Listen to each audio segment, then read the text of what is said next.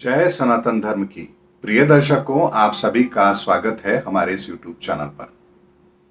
दर्शकों, मैंने आप लोगों से कहा था कि मैं एक पार्ट 2 बनाऊंगा अपने इस वीडियो का। उसी के संदर्भ में मैं अगला वीडियो आपके सामने ये लेकर आया हूं।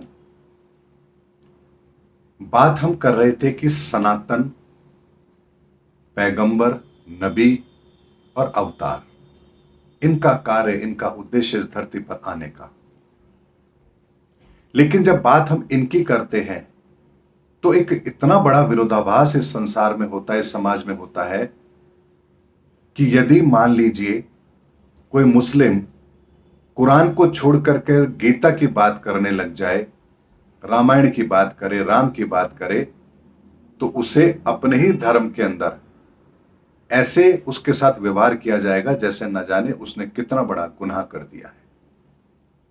और वही स्थिति हमारे हिंदू धर्म में भी होती है, जहां यदि मान लीजिए किसी ने कुरान के बारे में कुछ कहा, मुस्लिम्स के बारे में कुछ कहा, या ईसाइयत के बारे में कहा, या बाइबल के बारे में कुछ कहा, जीसस क्राइस्ट के बारे में कुछ कहा, एक सकारात्मक दृष्टिकोण वहां पर क्या होना चाहिए, सनातन वहां कहां व्याप्त है, इसके संदर्भ में कुछ कहा, तो उसे सेकुलरिज्म के नाम से या ऐसे ऐसे शब्दों के साथ नवाजा जाता है जैसे वो बहुत बड़ा अपराध कर रहा है। लेकिन मैं आपसे आज एक ऐसा प्रश्न यहां जरूर करूंगा जिसका उत्तर आपको देना ही पड़ेगा। यदि आप अपने आप को सनातनी मानते हैं, यदि आप अपने आप को अल्लाह की संतान मानते हैं, या आप अपने आप को जीसस क्राइस्ट का फॉलोवर मानते हैं, तो आपको इस बात का उत्तर देना पड़ेगा। यदि आपके पास उत्तर नहीं है तो फिर धर्म के संदर्भ में कोई बात कहने का आपको हक भी नहीं है। दर्शकों, हम कहते हैं कि धरती, ये संसार परमात्मा ने बनाया है। अगर ये संसार परमात्मा ने बनाया है, धरती परमात्मा ने बनाई है, उसकी इजाजत के बगैर, उसकी आज्ञा के बगैर एक पत्ता भी नहीं हिलता है, तो फिर धरती पर इस्लाम कौन लेकर के आया?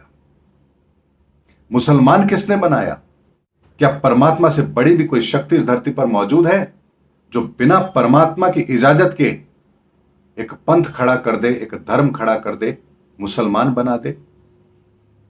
या तो आप परमात्मा से बड़े हो गए हैं जो परमात्मा के कार्य में संशय पैदा कर रहे हैं कि ये कैसे बन गए, ये कैसे आ गए, या फिर आप परमात्मा की ताकत को जानते ही नहीं हैं, आप उसे चैलेंज कर रहे हैं।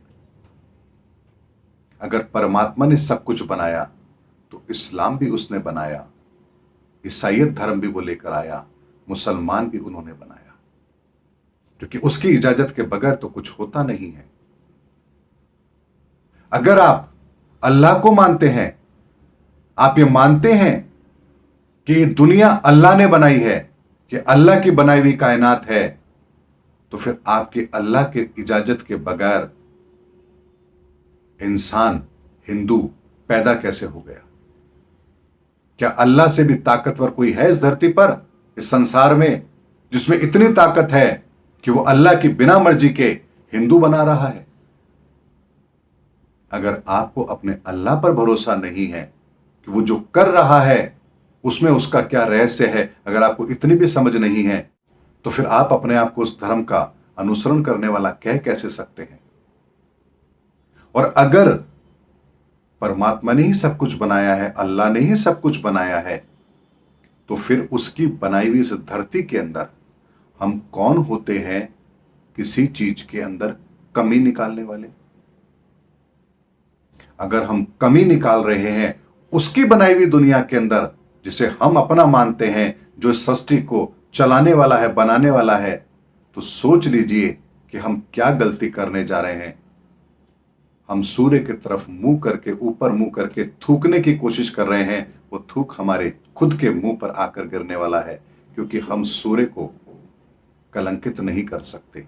ये हमारी हैसियत नहीं है, हमारी औकात नहीं है, ये हमारी सोच में भी नहीं होना चाहिए, लेकिन हम ऐसा गुनाह करते हैं हमें गुनाह।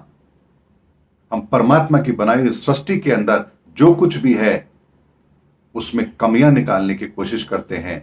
हम कहते हैं काफिर है, अरे ये तो गैर मजहबी है, अरे ये तो मुसलमान है, इसे क्या इल्म होगा। लेकिन जरा एक बात को समझ लीजिए, मुसलमान का मतलब क्या होता है? आपने सुना होगा, मुसल्ले ईमान, जिसका ईमान मूसल की तरह, चट्टान की तरह मजबूत हो, वो मुसलमान। लेकिन वास्तविक मतलब जानते हो? सुनना चाहते हो? मोहम्मद साहब को जब 52 आयतें नजीर हुई थी, तब उन्हें उस शिवलिंग का रहस्य भी बताया गया था और उस शिवलिंग की सुरक्षा की जिम्मेदारी उन्हें दी गई थी। और जब लोग उस बात को नहीं समझ रहे थे, तो उन्होंने काबा शरीफ के अंदर उस शिवलिंग को छुपा दिया था, ताकि लोगों की नजरों से वो छुपा हुआ रहे। लेकिन वो उस रहस्य को जानते थे, और जो लोग और भी थे जो उस रहस्य को जानते थे। तो यहां शिवलिंग है, शिवलिंग की आकृति जिस तरह की होती है, मूसल जो होता है, मूसल भी कुछ उसी तरह का ऊपर से आभार लिया होता है। तो यहां उन्होंने शिवलिंग शब्द ना इस्तेमाल करके उन्होंने कहा मूसल। हम इस मूसल पर ईमान लेकर आए हैं, अर्थात उस शिवलिंग पर ईमान लेकर आए हैं। और यहां से उन्होंने अपने आप को कहा, हम मुसलमान हैं, हमारा ईमान इस मूसल पर आ गया है, उस शिवलिंग पर आ गया है। यह वास्तविकता है। आपके पांव के नीचे से जमीन खिसक गई होगी। हो सकता है मेरे खिलाफ फतवे जारी कर दें आप, कर दीजिए, लेकिन आगे की बात सुन लीजिए, और पांव के नीचे की जमीन खिसकने वाली है। बहुत कम वक्त रह गया है, अब इतना सा वक्त रह गया है कि आने वाले समय के अंदर वो जो शिवलिंग है, जो मूसल है, जिसको आप मूसल कहते हैं, जिस पर ईमान आया हुआ था मोहम्मद साहब का, वो मुसल्ले ईमान, मुसलमान जो शब्द जहां से बना है, वो धरती फाड़ कर प्रकट होने वाला है। एक ऐसा धरती का तांडव होगा, उस जगह के ऊपर वो खुद धरती फाड़ कर बाहर प्रकट होगा। वो प्रलय का दिन होगा। वहां आपके सामने वो प्रमाण होगा कि यहां ये क्या कर रहा है। हिंदू कहेंगे, देखिए हम तो कहते थे मक्केश्वर महादेव मंदिर है। तो मक्केश्वर महादेव मंदिर है, तो आप जरा इस बात का जवाब भी दीजिए, वहां शिवलिंग कर क्या रहा था? वहां कौन से हिंदू थे? वहां कौन से हमारे पूर्वज गए थे पूजा करने के लिए? वहां वो क्यों है? किस लिए है? किसने वहां स्थापित किया? क्यों किया? किस लिए किया? क्यों मोहम्मद साहब को यह आज्ञा हुई कि इसकी हिफाजत करनी है तुम्हें? क्यों मोहम्मद साहब ने उसको ढक दिया? क्यों उन्होंने अपने आप को मुसलमान कहा? इन प्रश्नों के उत्तर पहले ढूंढ लेना, उसके बाद अपना दावा करना कि हां, यह मक्केश्वर महादेव मंदिर हमारा है। और जो लोग ये कहते हैं कि काफिर लोग हैं, ये मंदिरों में जाते हैं, शिवलिंग को तोड़ दिया गया, वहां पर मस्जिदें बना दी गई, तो समझ लेना कि जहां आप अपनी सारी पवित्रता, सारी इबादत, अपनी जिंदगी की सब कुछ चीज जहां पर आप अपनी केंद्रित करते हैं, जो आपकी जिंदगी के अंदर सबसे ज्यादा कीमती है, सबसे ज्यादा पवित्र है, उस जगह पर भी अगर वो प्रकट हो गया, तो आप सोचिए कि आपका कहीं ना कहीं तो उसके साथ कुछ कनेक्शन है। आपका भी तो कहीं ना कहीं सनातन के साथ कोई रहस्य जुड़ा हुआ है। जब वो रहस्य आपके सामने आएगा, तब वो दिन होगा इस धरती का जब मुसलमान भी सनातन पर यकीन करेगा, एक हिंदू भी सनातन को स्वीकार करेगा। क्योंकि जब धरती स्वयं अपना प्रमाण देगी, ये प्रकृति स्वयं अपना प्रमाण देगी, और उस सत्य को बताने वाले लोग भी उस समय पर मौजूद होंगे, एक एक चीज की वो व्याख्या करेंगे, एक एक चीज का रहस्य बताएंगे। और उन रहस्यों को जब आप समझेंगे, और फिर जो धार्मिक शास्त्र ग्रंथ हमारे पास हैं, उन रहस्यों के उन शब्दों को जब आप वहां ढूंढेंगे, तो आपको एक एक बात इतनी स्पष्ट तौर पर समझ में आएगी कि क्या रहस्य था, क्या समझना था, क्या हमने समझा, और क्या हमने अपने जीवन की दुर्गति कर ली अब तक इन ऐसी बातों को समझकर जिन्हें समझने का हुक्म ही नहीं था। न जाने किन लोगों ने गलत नियति से हमारे धार्मिक शास्त्र ग्रंथों में, कुरान में, इन जगहों पर वो बातें लिख दी अपने अपने निहित स्वार्थ के लिए। इसीलिए अब वो समय आ चुका है जब इस धरती पर एक धर्म को स्थापित होना है, और जब एक धर्म स्थापित होना है तो समझ लीजिए वो सनातन अपना वास्तविक रूप इस धरती पर लेकर जरूर आएगा, अपना वास्तविक स्वरूप इस धरती पर प्रकट जरूर करेगा। इस बात को आप बहुत स्पष्ट तौर पर समझ लीजिए। और ये सब कुछ होने वाला है, होने वाला है। ये अब कोई 10, 20, 25, 50 साल की बात मैं नहीं कर रहा हूं, मैं चंद सालों की बात कर रहा हूं, 2-5 साल की बात कर रहा हूं। इन 2-5 सालों में ये सब कुछ होने वाला है। इसीलिए एक बात मैं यहां पर और कहना चाहता हूं। एक है एक किसी गुरु को मानने वाले फॉलोवर, उनका मत है कबीर भगवान है, कबीर भगवान है। हमारे गुरु परमेश्वर हैं, परम पिता हैं। भाई आपके गुरु तो स्वयं अपने आप को दास कहते हैं, आप भी उन्हें दास कहना आरंभ कीजिए। आप अपने गुरु की आज्ञा की अवहेलना कैसे कर रहे हैं? वो तो स्वयं को दास कहते हैं, तो आप उनको फिर दास क्यों नहीं कहते? ये दास हैं, हम इन दास की आज्ञा की पालना कर रहे हैं, आप ऐसा क्यों नहीं कहते? आप ये क्यों कहते हैं परमेश्वर, त्रिलोकीनाथ, ये वो न जाने कितनी उपाधि देते हैं। और फिर अगले ही वीडियो के अंदर आप क्या कहते हैं? कृष्ण बलात्कारी हैं, ब्रह्मा जी ने तो इतना गलत आचरण किया, अपनी बेटी के साथ शादी करी, ये व्यभिचारी है। माफ करना है शब्द बोलने पड़ रहे हैं, लेकिन ये आप लोगों ने कहे हैं। एक तरफ आप उन पदवी से अपने गुरु को नवाज रहे हैं, दूसरी तरफ आप उनको गाली दे रहे हैं जिसके नाम की पदवी से आपने अपने गुरु को नवाजा है। कबीर भगवान है, देखो कुरान में लिखा है, इसमें लिखा है। भाई लिखा है कबीर भगवान है, तो इससे मेरी जिंदगी में क्या फर्क पड़ेगा? मुझे यह समझाइए ना। मेरी जिंदगी के अंदर इस धरती के 800 करोड़ लोगों की जिंदगी के ऊपर किस चीज का प्रभाव पड़ेगा? हमारी समस्याओं का समाधान क्या है? हम किस रास्ते पर चले कि जिससे संसार सुखी हो? हमें वो रास्ता दीजिए ना। किताब क्यों पढ़ाते हैं कि देखिए कबीर भगवान है, ये भगवान है? तो क्या कबीर से पहले धरती भगवान विहीन थी क्या? भगवान विहीन थी? कबीर कब हुए? कब हुए कबीर? कुरान कब लिखी गई? तो इतने साल पहले कबीर के बारे में लिखा गया। आप कहते हैं कबीर बाद में, उनके बारे में पहले लिखा गया। तो जब पहले लिखा गया, आज के 3000 साल पहले, 4000 साल पहले, क्या उस समय कोई भगवान नहीं था क्या? कबीर भगवान नहीं थे, कबीर पैगंबर थे, संदेशवाहक थे, देवदूत थे। उन्होंने कोई कार्य ऐसा नहीं किया जो समाज के लिए नजीर हो, लेकिन उन्होंने वही संदेश इस दुनिया के सामने रखे जिनकी उन्हें आज्ञा हुई थी।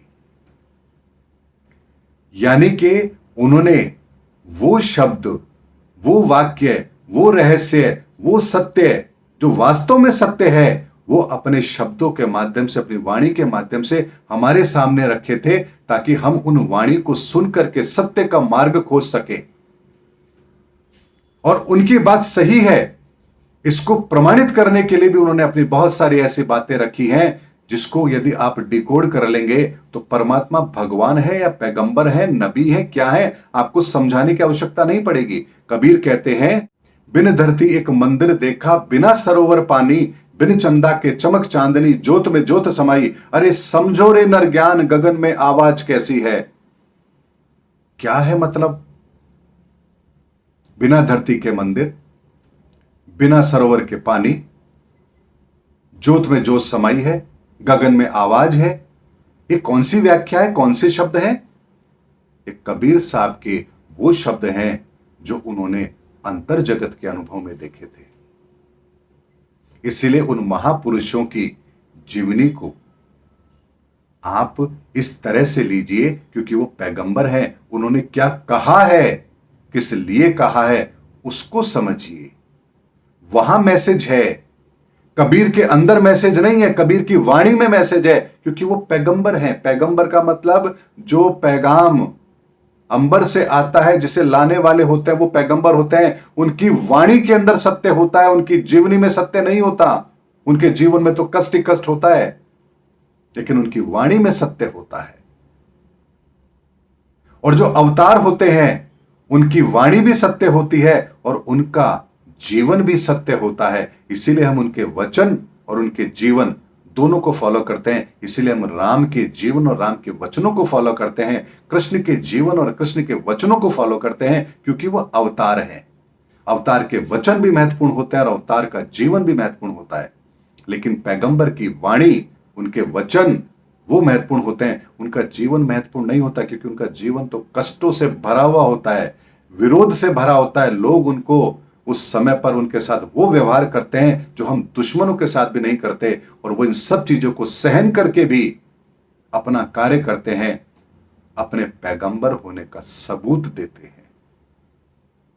इसीलिए हमने जीसस क्राइस्ट को सूली पर चढ़ा दिया, मोहम्मद साहब को दर दर भटकने पर मजबूर कर दिया, उनके परिवार को कत्लेआम कर दिया। हमने कबीर को भी लेकर के बहुत कुछ ऐसा कहा, बहुत कुछ ऐसा किया। अरे वो तो मुसलमान है, अरे वो तो ये है, अरे वो तो ये है, अरे वो तो ये है। अरे उनके मुसलमान होने या हिंदू होने से ज्यादा महत्वपूर्ण है कि वो क्या संदेश दे रहे हैं, क्या सत्य का संदेश उनके द्वारा हमें मिल रहा है। वहां सत्य है, वहां ढूंढो। ये तो वो बात हो गई, एक बेचारा डाकिया आया, चिट्ठी लेकर आया, आपने चिट्ठी खोली, लिखा तुम्हारे पिताजी का निधन हो गया। लट लेके पड़ गए उस डाकिए के, तूने लिखा कैसे? अब वो समझा रहा है, भाई साहब मैंने नहीं लिखा, मैं तो संदेश लेकर आया हूं, मुझे क्या पता इसमें क्या लिखा है। इसमें जो लिखा है मैंने आपको पढ़ के बता दिया कि आपके पिताजी का निधन हो गया। अब मुझे क्यों मार रहे हो? मैंने थोड़ी ना आपके पिताजी को मारा है। लेकिन हम समझने को तैयार नहीं है, लट लेके पीछे पड़ गए, मार मार के लहूलुहान कर दिया।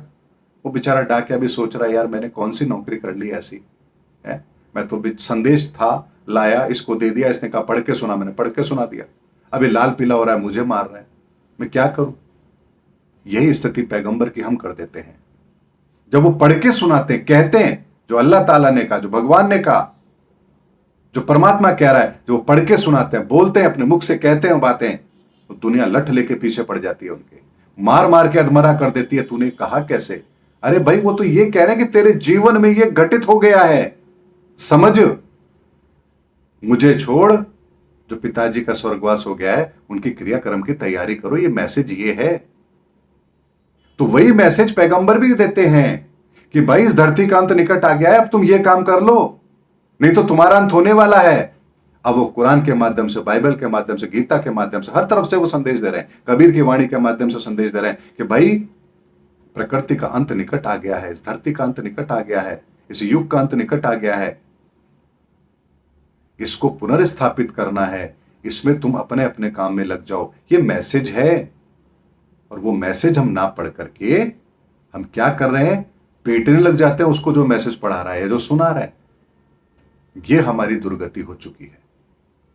अब एक बात मैं यहां पर और कहूंगा, वो बहुत महत्वपूर्ण है, अंत में इसलिए कह रहा हूं कि जो पूरा वीडियो देखेंगे उन्हीं का संशय दूर होना चाहिए, बाकी लोग घूमते रहें संशय लेकर के। आप लोग कहेंगे आप एक एस्ट्रोलॉजर हैं, आप ये कौन सी बात करने लग गए धर्म की और ये? तो आपको बता देता हूं, जितनी एस्ट्रोलॉजी का ज्ञान आपको है वो सागर के एक बूंद के समान है। पूरा सागर है ज्योतिष, और उसके एक बूंद के समान आपके पास है। ज्योतिष का मतलब होता है ईश्वर की ज्योति और उसका विस्तार, इसको जानने वाला ज्योतिषी होता है। और इसीलिए कहा गया कि वेदों की आंख है ज्योतिष।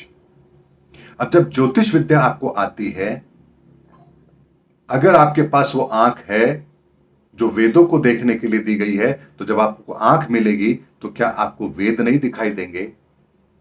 अगर ये ज्योतिष ज्योति है ईश्वर की, तो क्या आपको ईश्वर और उसके संदेश सुनाई नहीं देंगे, समझ में नहीं आएंगे क्या? तो जिसे आप ज्योतिष समझते हैं वो होरा शास्त्र है। इस ज्योतिष का एक छोटा सा पार्ट है। आप कुंडली लेकर जाते हो, अपनी कुंडली दिखाते हो, तेरा राहु खराब, तेरा शनि खराब, ये कर ले वो कर ले, ये केवल और केवल होरा शास्त्र है, ज्योतिष नहीं है पूरी। ज्योतिष तो संहिता, सिद्धांत और उसके बाद होरा। तो सिद्धांत और संहिता, इस संहिता के अंदर भी, सिद्धांत के अंदर भी बहुत बड़े बड़े विद्वान हुए हैं जिन्होंने इनकी व्याख्याएं की हैं, सिद्धांतों की, संहिता की। पराशर मुनि, भृगु ऋषि, रावण संहिता, ये सब आप जो सुनते हैं ना, ये उनकी व्याख्याएं हैं, छोटी छोटी व्याख्याएं हैं। लेकिन संपूर्ण ज्योतिष जो है वो बहुत महान है, बहुत महान है, बहुत बड़ा है ज्योतिष। ना कोई धर्म ज्योतिष से बाहर है, ना कोई अवतार ज्योतिष से बाहर है, ना कोई कर्म, ना कोई प्रक्रिया, कोई भी चीज तो ज्योतिष से बाहर नहीं है। हर चीज इस संसार के अगर ज्योतिष में समाई हुई है तो फिर मैं केवल कुंडली की बात करूं, ग्रहों की बात करूं और वो बात ना करूं जो ज्योतिष का मूल हिस्सा है, तो फिर मेरा ज्योतिषी बनने का फायदा क्या है? फिर मैं भी वही करूं, 4 किताबें पढ़ लूं, बैठ जाऊं, बोर्ड लगा लूं, आओ कुंडली दिखाओ, तुम्हारी समस्या का समाधान होगा। मैंने तो कभी नहीं कहा इस चैनल पर कि आओ मेरे पास कुंडली दिखाओ। हाँ, जो लोग आते हैं जिन्हें अपने जीवन के अंदर समाधान चाहिए वो आते हैं, मैं उनको परामर्श देता हूं, लेकिन मैंने कभी भी विज्ञापन नहीं किया, कहा नहीं मैंने आओ मेरे पास आओ। अरे ज्योतिष का ज्ञान है सबके लिए, आप समझो, खुद अपनी जिंदगी का एनालिसिस करो। और अभी तो बहुत छोटी शुरुआत है, आने वाले समय के अंदर मैं ज्योतिष के वो रहस्य, वो गूढ़ रहस्य आप लोगों के सामने रखूंगा कि आप दांतों तले उंगली दबाएंगे कि ज्योतिष ये भी है क्या, ये हिस्सा भी ज्योतिष का है, ये दृष्टिकोण भी ज्योतिष का है। कैसे हम इस चीज से अनभिज्ञ थे, कैसे हमारी जिंदगी को परिवर्तित करने की ताकत यहां पर है और हम किन चीजों के पीछे भाग रहे थे, किन चीजों को पकड़ के बैठे थे, कैसे हम ज्योतिष को गाली दे रहे थे क्योंकि चंद लोगों के स्वार्थी कर्म के कारण से आप एक विद्या को गाली दे रहे हैं। आ जाओ, राहु शांति करा लो, ये करा लो, वो करा लो। उनके इन वर्ताव को देख करके, उनके इस व्यवहार को, उनके इस दृष्टिकोण को देख करके आपने संपूर्ण ज्योतिष विद्या को ही अलग तरीके से देखना शुरू कर दिया। यह आपका दृष्टि भ्रम है। मैंने कहा ना, जैसे हमने शास्त्र ग्रंथों को भी अपभ्रंश कर दिया उसका, ऐसे हमने ज्योतिष का भी अपभ्रंश कर दिया है। महान ज्योतिष विद्या है ये, महान ज्योतिष विद्या है ये। इसीलिए जितनी भी बातें मैं कर रहा हूं ये ज्योतिष का पार्ट है, ध्यान रखिएगा, ज्योतिष का पार्ट है। ये आध्यात्म नहीं है, ये प्रवचन नहीं है, फिलॉसफी नहीं है, ये ज्योतिष का ज्ञान है। अगर ज्योतिष का ज्ञान है तभी तो मैं आपसे अल्लाह की भी बात करता हूं, ईश्वर की बात करता हूं, जीसस की बात करता हूं, हिंदू की बात करता हूं, मुसलमान की बात करता हूं। क्योंकि ज्योतिष तो इस संसार के लिए बनी है, इस धरती के लिए बनी है। वो हिंदू के लिए अलग, मुसलमान के लिए अलग, ईसाई के अलग कैसे हो सकती है? तो जब मैं ज्योतिष के आधार पर बात करूंगा तो वहां पर दृष्टि वही होगी, दृष्टिकोण वही होगा जो इस पूरी पृथ्वी के लिए है।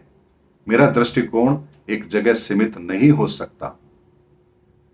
इसीलिए जो कर रहा हूं वो ज्योतिष का ही एक उत्कृष्ट रूप है जिसे मैं आप लोगों के सामने रखने का प्रयास कर रहा हूं। इसे आप कितना सराहना देते हैं इस कार्य को या कितनी मेरी आलोचना करते हैं, यह आपका व्यक्तिगत मत है। लेकिन मुझे अपना कार्य अच्छी तरह से करना आता है और मैं ईश्वर की प्रेरणा से वही कार्य बहुत बेहतर तरीके से करने का प्रयास कर रहा हूं और ईश्वर से प्रार्थना करता हूं कि हे ईश्वर, मेरे हर कार्य के अंदर आप मुझे इतनी क्षमता दें कि मैं निस्वार्थ भाव से अपना यह कार्य कर सकूं। इसीलिए ये ज्योतिष का वो रूप है जिसे आपको कोई नहीं बताता था, क्योंकि यहां कमाई नहीं होती, यहां विरोध, अपमान और न जाने क्या क्या सुनने को मिलेगा। लेकिन इसके डर से मैं सत्य ना कहूं, ये तो संभव नहीं है। उम्मीद करता हूं दर्शकों मेरा वीडियो आपको जरूर अच्छा लगा होगा। अगले वीडियो में आपसे फिर भेंट होगी, तब तक हमारे चैनल पर बने रहिए। जय हिंद, जय भारत, जय सनातन धर्म।